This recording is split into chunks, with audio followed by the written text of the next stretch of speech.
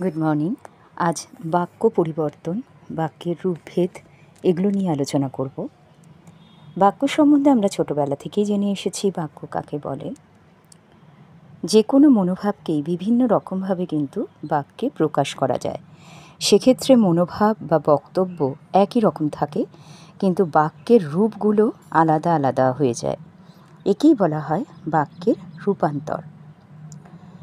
আমরা গঠনগতভাবে বাক্যকে 3 ভাগে ভাগ করতে পারি: সরল বাক্য, যৌগিক বাক্য আর জটিল বাক্য, সিম্পল সেন্টেন্স, কম্পাউন্ড সেন্টেন্স আর কমপ্লেক্স সেন্টেন্স। এদের এবার কিছু বৈশিষ্ট্য আলোচনা করা যাক।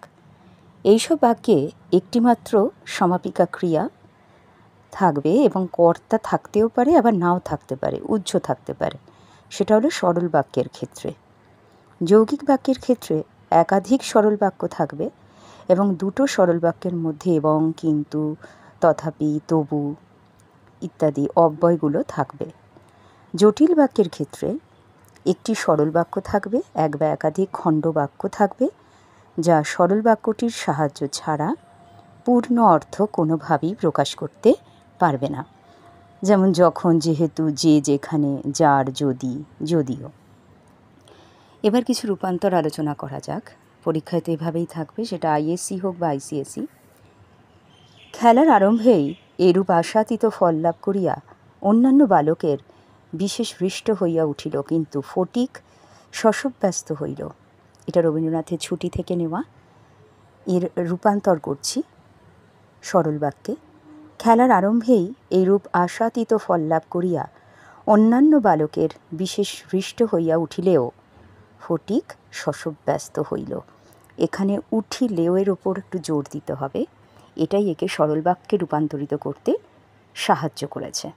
পরবর্তী বাক্য: বৈশাখ শেষ হইয়া আসে, কিন্তু মেঘের ছায়াটুকু কোথাও নাই।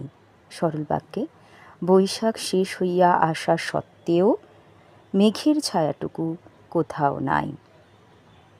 পরেরটা: যে পরিমাণে মনুষ্য পশুভাব প্রাপ্ত হইবে, সে পরিমাণে মনুষ্য সুখী।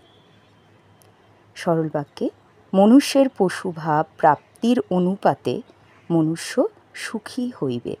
কিছু কিছু আলাদা আলাদা শব্দ বলছি, যেগুলোর জন্য সরল বাক্য রূপান্তরিত করতে সুবিধে হবে। যৌগিক বাক্যে এবার বলি। যেমন, যে মুখটা যন্ত্রণায় অতিমাত্রায় বিকৃত হইয়া থাকে, পায়ের গোছাটা 2 হাতে টিপিয়া যেন বসিয়া থাকে। এখানে আমরা যেটা পরিবর্তনে আনব যৌগিক বাক্যে এবং দিয়ে। যে মুখটা যন্ত্রণায় অতিমাত্রায় বিকৃত হইয়া থাকে, সেটি এবং পায়ের গোছাটা 2 হাতে টিপিয়া বসিয়াও থাকে। যদিও বাক্যটা কঠিন লাগছে, সোজা সোজা বাক্য অনেক আছে, আমি এমন কিছু বলছি যেগুলো একটু অন্যরকম। সে তাহার নাকে মুখে আঁচড় কাটিয়া কাঁদিতে কাঁদিতে গৃহাভিমুখে গমন করিল।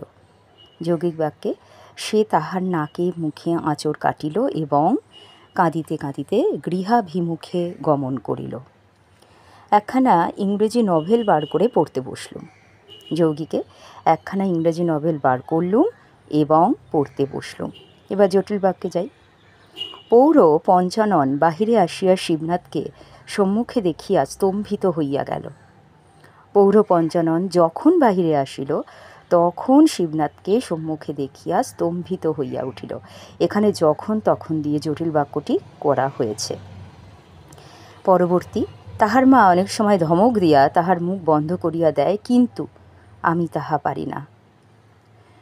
জটিলে তাহার মা যদিও অনেক সময় ধমক দিয়া তাহার মুখ বন্ধ করিয়া দেয়, তবুও আমি তাহা পারি না। হাতের যন্ত্রণায় সে ভেউ ভেউ কাঁদিতে কাঁদিতে মন্দিরের মধ্যে শুইয়া পড়িল। হাতের যন্ত্রণা এমন হইল যে সে ভেউ ভেউ করিয়া কাঁদিতে কাঁদিতে মন্দিরের মধ্যে শুইয়া পড়িল। হাতের যন্ত্রণা এমন হইল যে কমা দিলাম, তারপর সে থেকে শুরু করলাম। এটা আবার অন্যভাবেও হতে পারে, তোমরা নিজেরা নিজেরা ভাববে আর কীভাবে করা যায়। আর একটা: হাঙ্গামা দেখিয়া লোকগুলি চলিয়া গেল, কিন্তু কিছুক্ষণেই জমিদারের সদর হইতে তাহার ডাক পড়িল। যদিও হাঙ্গামা দেখিয়া লোকগুলি চলিয়া গেল, তথাপি কিছুক্ষণেই জমিদারের সদর হইতে তাহার ডাক পড়িল। যখন তখন কেননা এগুলো সহযোগে বা বর্জনকেও বাক্য গঠন কিন্তু করা যায়। যেমন 1 কড়ি বুনৌল বটে, 3 কড়িও বাঘা তেঁতুল। 1 কড়ি যেমন বুনৌল, 3 কড়িও তেমন বাঘা তেঁতুল। আমরা এতক্ষণ সরল জটিল যৌগিক বাক্য নিয়ে আলোচনা করলাম। পরবর্তী ক্ষেত্রে আমি অর্থগত বাক্য রূপান্তর তার কিছু আলোচনা করব। আজ সবাইকে ধন্যবাদ।